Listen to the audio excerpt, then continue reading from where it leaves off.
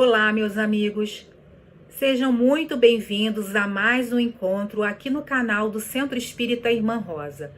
O meu nome é Verônica e eu sou tarefeira da casa. O tema que será trazido no dia de hoje é: conheça a ti mesmo e se torne a sua melhor versão. Quem conversará conosco é o convidado Rogério Lacerda, do Centro Espírita Fraternidade, em Niterói. Mas antes eu farei a nossa página e a nossa prece inicial. E a página de hoje é do Livro dos Espíritos, questões 909 a 911. Poderia sempre o homem, pelos seus esforços, vencer as suas más inclinações? Sim, e frequentemente fazendo esforços muito insignificantes. O que lhe falta é a vontade. Quão poucos dentre vós fazem esforços. Pode o homem achar nos espíritos eficaz assistência para triunfar de suas paixões? Se o pedir a Deus e ao seu bom gênio, com sinceridade, os bons espíritos lhe virão certamente em auxílio, porquanto essa é a missão deles. Não haverá paixões tão vivas e irresistíveis que a vontade seja impotente para dominá-las? Há muitas pessoas que dizem: quero, mas a vontade só lhe está nos lábios. Querem, porém muito satisfeitas ficam, que não seja como querem. Quando o homem crê que não pode vencer as suas paixões, é que seu espírito se compraz nelas, em consequência da sua inferioridade. Compreende a sua natureza espiritual aquele que as procura reprimir. Vencê-las é, para ele, uma vitória do espírito sobre a matéria. Vamos orar, meus irmãos. Vamos agradecer por mais um encontro, por mais uma oportunidade de trabalho e por mais uma oportunidade de aprender. Que as palavras do amigo Rogério tragam o esclarecimento, a paz, traga o amor, e que possamos assim transmitir todo esse carinho e que a espiritualidade esteja conosco, nos envolvendo, trazendo boas novas, trazendo o auxílio divino, e que tenhamos a certeza que o Jesus amigo estará sempre em nossa caminhada. Que assim possa ser. E agora, vamos ouvir a palavra do Rogério. Conheça a si mesmo e se torne sua melhor versão. Na questão 919 do Livro dos Espíritos, Allan Kardec questiona o Espírito de Verdade sobre como poderíamos proceder para evitar o mal que nos cerca. E ainda, qual o meio mais eficaz para progredirmos? E a resposta dos Espíritos é clara. Um sábio da antiguidade vos disse: conhece-te a ti mesmo. Como vemos, o autoconhecimento é a chave do progresso. Mas eu pergunto, você já parou para pensar se você realmente se conhece bem? Quais são as suas virtudes, seus defeitos, suas dificuldades? Como você lida com as emoções? Nós sabemos que só quem se conhece bem pode reconhecer as suas falhas e tentar corrigi-las. E também perceber as suas virtudes e valorizá-las. Dizia Steve Jobs: pessoas verdadeiramente felizes e bem-sucedidas alcançam isso para se tornar a melhor e mais genuína versão de si mesmos. Interessante, não é? Vamos então, com esse pensamento, ver agora uma mensagem que tem por título Tempos de Autoconhecimento, pelo Espírito Camilo. Essa mensagem está no capítulo 11 do livro O Tempo de Deus, psicografia de Raul Teixeira. Eu quero que vocês me acompanhem nessa mensagem que é muito interessante. Vamos ver o que diz o benfeitor Camilo. Parágrafo 1º, ou no primeiro parágrafo. É curiosa a postura do ser humano nas estradas do progresso para Deus em que se encontra, no tocante à incapacidade de liberar-se do atavismo da transferência ou da mera imitação.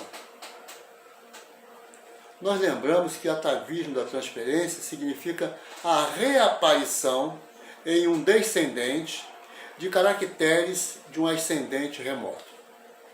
Então a gente é comum dizer, mas essa criança parece com o bisavô, e na realidade ela traz realmente todas as características desse bisavô. Quando não é, muitas das vezes, o próprio bisavô reencarnado. Mas vamos em frente. Continua Camilo. Torna-se curiosa tal situação pelo fato do indivíduo não conseguir sequer remoldar situações, emprestando a cada episódio o sabor da própria criatividade, dando mostras de que sabe distinguir o que é seu do que pertence a outros. Mesmo sabendo que há elementos psicológicos de outros assimilados e demonstrados em seu comportamento. Então o indivíduo tem noção de que ele está agindo como age o outro. Ele está procedendo como procede o outro. Mas mesmo tendo consciência disso, ele acaba continuando nesse processo de imitação. Ele não consegue reagir e agir por si próprio. Muitas vezes somos acomodados, contentando-nos em reproduzir comportamentos assimilados, sem nos esforçarmos para dar a cada episódio do cotidiano a nossa contribuição criativa. Você viu aquilo, viu o companheiro fazer, você está fazendo igualzinho, repetindo, e nunca se dispõe a dar o seu toque pessoal. É isso que o Camilo está chamando a atenção. E ele continua, Camilo. É comum acharmos na estrutura da vida humana o costume de fazer-se as coisas e dizê-las como fazem ou dizem os outros, por considerável possibilidade assumida de reproduzir. Quantas vezes você chega perto de um operário e você diz, por que você está fazendo isso assim? Eu aprendi assim com meu pai, que por sua vez aprendeu com meu avô.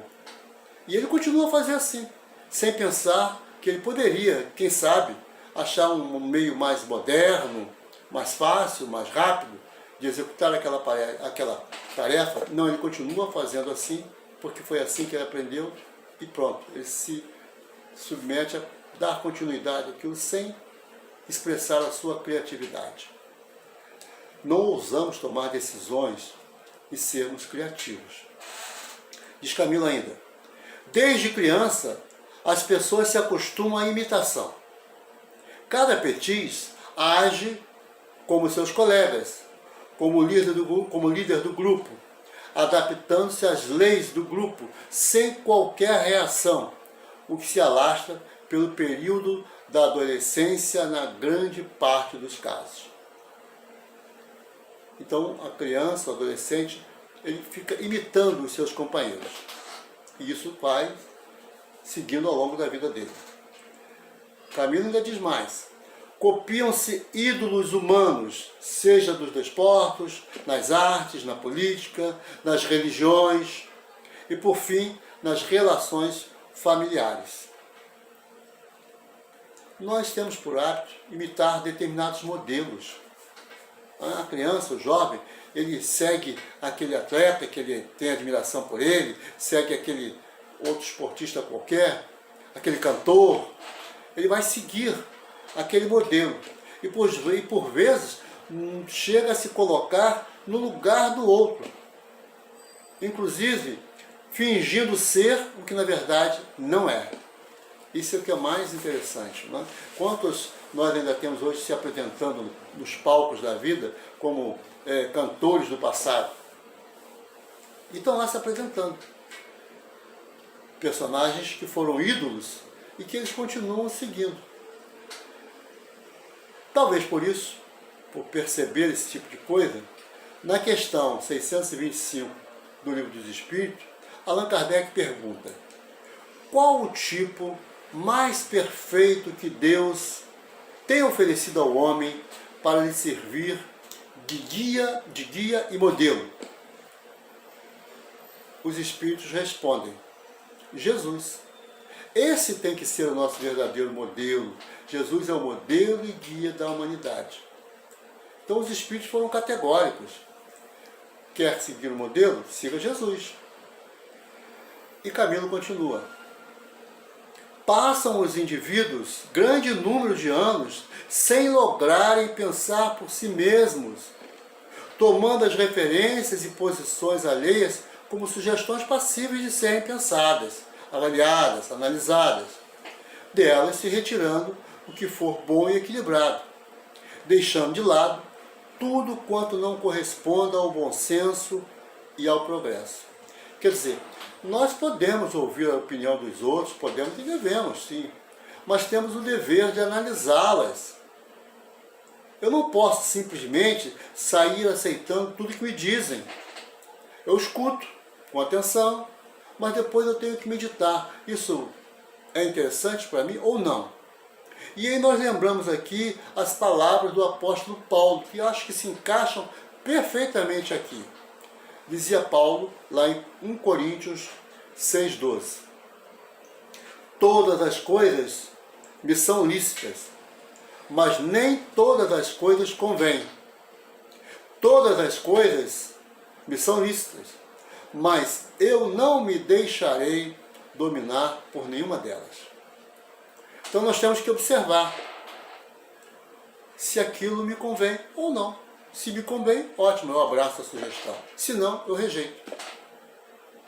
Lá no parágrafo 7, diz Camilo: devido a esse enorme tempo sem refletir, repetindo apenas, compreende-se a razão dos processos de dependência prejudicial quando muitos filhos não sabem dar passo a sós. Agora Camilo está falando da situação dos filhos.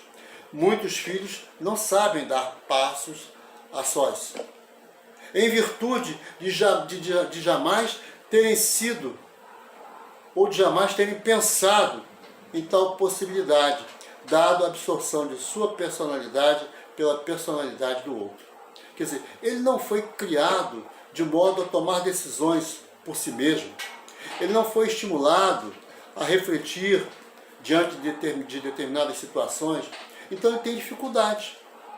Nós temos que entender que nós criamos os nossos filhos para o mundo. Mas se não for assim, ele vai se sentir em dificuldade em determinados momentos. Por quê? Porque está faltando aqui a orientação doméstica. E Camilo diz o seguinte: bastante diferença existe quando os genitores, aí vem a responsabilidade dos pais. Então, repetindo, bastante diferença existe quando os genitores se dispõem a trabalhar com seus filhos nas linhas educacionais, permitindo-lhes, contudo, o próprio crescimento como jardineiro, que, não obstante, pode e adube as suas plantas, jamais impede que elas sejam beijadas pelo brilho solar ou regadas pelas bátegas da chuva, para que se desenvolvam firmes, resistentes, fortes. Nossos filhos são empréstimos de Deus, não nos pertencem. Nós temos que criá-los de tal modo que eles possam enfrentar o mundo, estar preparados para o mundo, para que eles possam ser fortes quando encontrarem as dificuldades do caminho. Agora Camilo vai falar do papel das esposas. Então, as esposas que estão nos ouvindo, prestem atenção.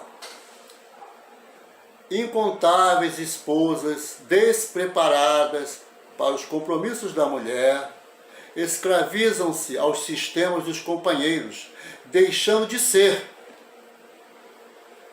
diluindo as suas próprias existências nas existências deles, imaginando seja esse o papel da mulher no mundo.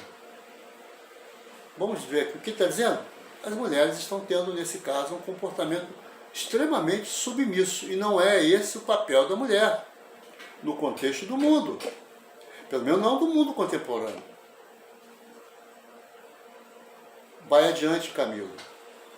Poucas entendem que na condição de educadoras da vida lhes cabem funções equilibradas, cooperando com os companheiros ou com seus filhos, sem evadir-se das ocasiões em que deve dizer sim ou em que deve dizer não, sem que, com isso, amem menos, sirvam menos, trabalhem menos.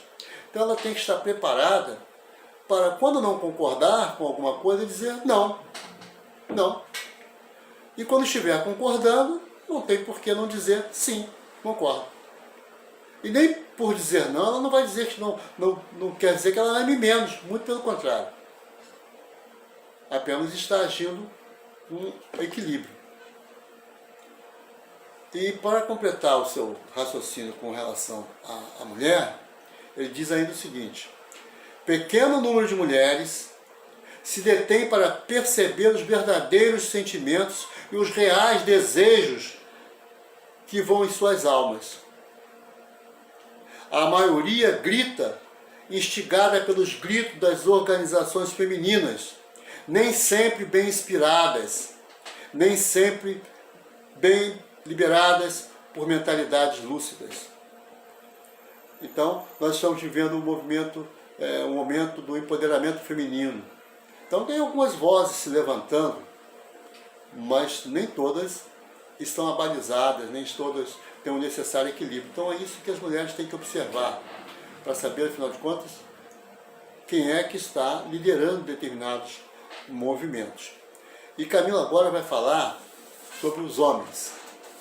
Agora sobrou para nós. Vamos lá? Incalculável é o contingente de homens... agora vai ser duro, hein? Vou até repetir. Incalculável é o contingente de homens de pequeno poder reflexivo, que entendem que a função da masculinidade é a caça ao sexo oposto, ou a multiplicação de conquistas amorosas, como quem ajunta obscuros troféus que nada representam para o crescimento da alma. Então ele está falando que tem gente aí, tem alguns homens que ainda acham que, né, o importante é essa caça ao sexo, são as conquistas amorosas. Ele está chamando a atenção, não é por aí, o caminho não é esse.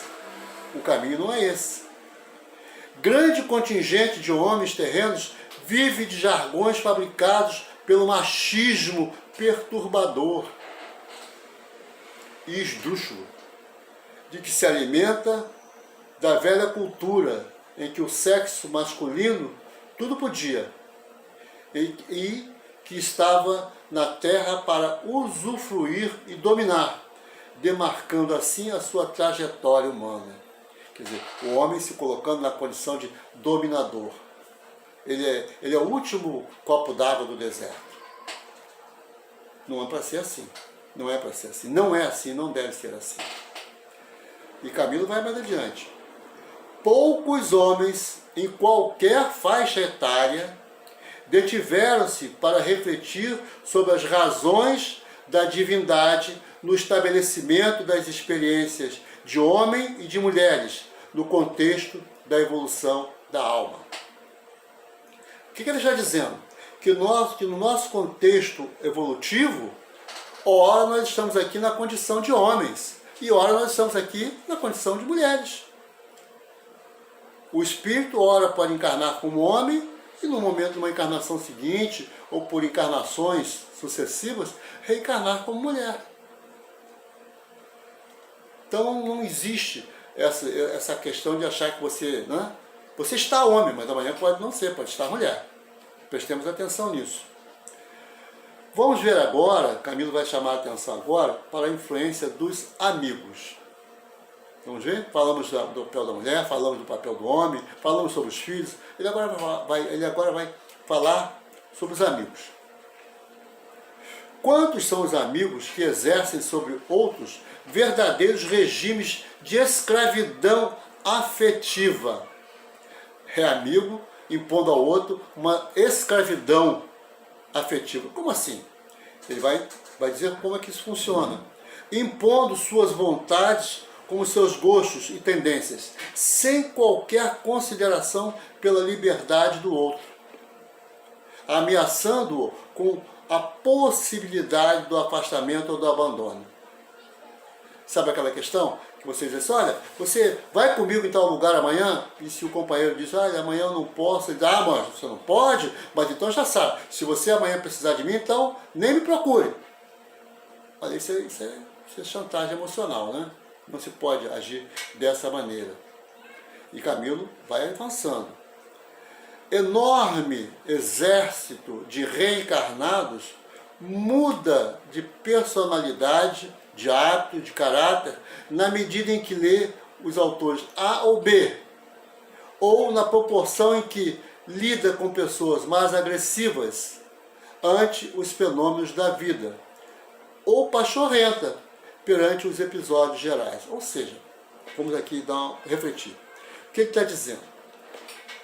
Quando você começa a ler determinados autores, determinados escritores, há uma tendência, pode ocorrer uma tendência de você seguir a linha de raciocínio daquele autor, daquele escritor. Ocorre também quando você começa a ver determinado gênero de filmes violentos, brutos. Então, o indivíduo vai assumindo essa postura violenta, bruta. Ele passa a ser influenciado por essas sugestões. Já chamando a atenção. Por isso nós devemos ter muito cuidado com aquilo que nós vemos, assistimos, lemos, ouvimos. Então, tanto podemos nos tornar esse indivíduo violento, bruto, mas também, de outra maneira, podemos nos tornar, como ele diz, um cidadão pachorrento. O que é isso? Aquele cidadão que leva tudo, sabe por quê? Na malemolência, tudo tá bom, tudo não importa nada, a coisa está pegando fogo, está tudo virando ponta cabeça, e ele está, não, calma, isso, ou seja, não dá para ser assim. Nem tanto ao céu, nem tanto à terra. Tem que haver equilíbrio. Você não vai assumir atitudes violentas, mas também não vai ser um indivíduo inativo, que não tem reações. Não é assim. Não se deixe levar por opiniões equivocadas. O importante é você ter o equilíbrio necessário. Vai Camilo avançando. As leis de Deus, na voz de Jesus, são claras ao ensinarem que será dado a cada um consoante suas obras. O que estabelece a importância de cada um desenvolver-se diante da vida, com vistas ao futuro luminoso para o qual todos anelam. Nossa proposta agora qual é? Nos tornarmos a melhor versão de nós mesmos. Então nós temos que estar nessa busca constante pela melhoria. E diz Camilo, faz-se imprescindível que cada pessoa busque conhecer-se sempre e melhor. Jamais se estarrecendo com as torpezas encontradas no ímo do ser, nem se vangloriando com as nobres qualidades de que seja possuidor. Então, quando nós começamos a fazer essa viagem para dentro de nós mesmos, nós temos que ter o cuidado de não nos chocarmos quando encontramos aquelas mazelazinhas, aquelas coisinhas, né, que a gente percebe que ainda precisa melhorar bastante, que a gente percebe que ali está o nosso probleminha. Mas não vou entrar aqui agora, ficar na condição de vítima, me lamentando, coitadinho de mim. Não, não é isso. Vou trabalhar para melhorar isso. Ótimo que eu já percebi que tenho que me melhorar nisso. Mas também Camilo chama atenção para o seguinte, também não vamos nos vangloriar agora. Oh, mas você está vendo como eu já sou caridoso, como eu já... Porque se você começa com isso, você, meu amigo, está equivocado. Também não é para isso. Não sabe a sua mão direita o que a esquerda faz. É simplesinho assim. É isso que ele está dizendo aqui para nós. Lá no parágrafo 18, que é o penúltimo, Camilo vai dizer o seguinte: faz-se imprescindível que cada pessoa busque conhecer-se sempre melhor, jamais se estarrecendo com as suas torpedas encontradas. Nós já até comentamos aqui, né? Então, não vamos nos estarrecer com essas torpedas encontradas e nem também vamos ficar agora, né, nos vangloriando se já conseguimos algum avanço. E já dizia nesse sentido Aristóteles, né? Conhecer-se a si mesmo é o começo de toda a sabedoria. Quando nós nos conhecermos bem, fizermos essa viagem para dentro de nós mesmos, aí nós vamos começar agora sim a caminhar com mais segurança em busca do nosso progresso, da nossa reforma íntima. Esse é o nosso grande propósito. Lembrando que nós temos que começar a fazer as coisas de maneira diferente. Porque se a nossa proposta é nos tornarmos uma melhor versão de nós mesmos, nós temos que fazer as coisas diferentes. Porque se continuarmos fazendo as coisas da mesma maneira que fazíamos até agora, vamos ser uma cópia fiel do que já somos ou do que já fomos. Não é por aí. Então nós vamos agora sim, agora para o último parágrafo da página de Camilo. Ele diz o seguinte: ninguém poderá, em sã consciência, perante as leis de Deus, justificar erros e crimes na má inspiração dos outros, considerando-se que toda pessoa tem em si a presença do próprio Criador, a instigá-lo ao progresso individual, que tem como chave infalível a proposta do frontispício do Santuário dos Delfos na velha Hélade, em que os nobres mentores da humanidade nos transmitiram por meio de um livro dos Espíritos, que é o Conhece-te a ti mesmo. Levanta-te, então, do marasmo da cópia de reprodução simplesmente. Então não vamos ficar nessa cópia de reprodução simplesmente. Nós queremos ser uma versão melhorada. Nós queremos ser uma versão melhor. Esse é o nosso propósito. Como a vida exprime crescimento, avanço, progresso, retoma textos e contextos da pauta cotidiana e transforma-os com os elementos que conquistas a cada hora, e passando a conhecer-te mais e melhor, faze-te plenamente responsável pelo que penses, pelo que fazes, pelo que faças, alcandorando-te nas bênçãos de luz ou chafurdando-se nos pauios da perturbação. Eu tenho confiança que nós vamos buscar essas bênçãos de luz. Confio nisso. Queridos amigos, queridas amigas, desejando que essas reflexões possam contribuir para o nosso tão almejado autoconhecimento, encerro com uma frase de Allan Kardec. Estude a si mesmo, observando que o autoconhecimento traz humildade. E sem humildade é impossível ser feliz. Agradeço mais uma vez a atenção de todos e aviso que agora um tarefeiro do Centro Espírita Irmã Rosa irá fazer a prece final e fluidificação das águas. Muita paz. Jesus amado, neste momento, elevamos os nossos pensamentos até Ti, te rogando, querido amigo, irmão mais velho, nosso mestre, nosso guia, que as Tuas energias, através dos Teus benfeitores, possam alcançar a cada lar aqui representado. Que essas energias, Senhor, de paz, que esses fluidos benfazejos e medicinais possam envolver a nossa terra inteira, Senhor, possam envolver os hospitais, possam envolver a todos os lugares, Senhor, que estão em sofrimento.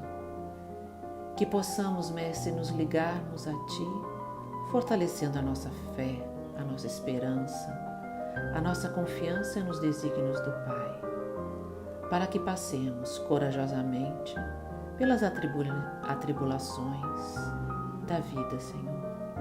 Ainda te pedimos, Mestre amado, que as Tuas energias, que o remédio que vem do mundo maior possa ser depositado nas águas que se encontram em nossos lares. Que Irmã Rosa, nossa querida benfeitora, possa depositar nestas águas igualmente os fluidos de que necessitamos. E mais uma vez, Mestre amado, te agradecemos pelo Teu Evangelho de luz que tem nos norteado o caminho. Fica conosco, Mestre amado, agora e sempre.